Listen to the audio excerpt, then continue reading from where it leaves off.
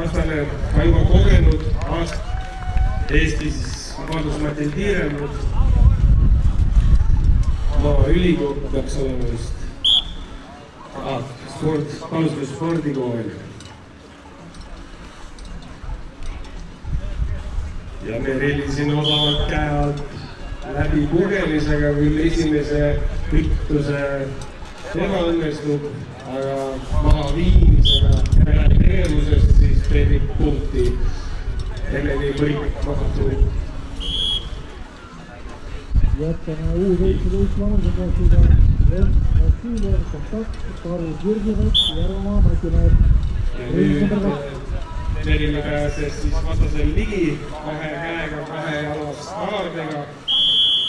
Pikani selline silda vastase 15 punkti ja nüüd kolmanda punkti sarnase tegevuse eest, et jalast kinni, surub vastase istesse või silda, teenib punkti ja 3-0 siit.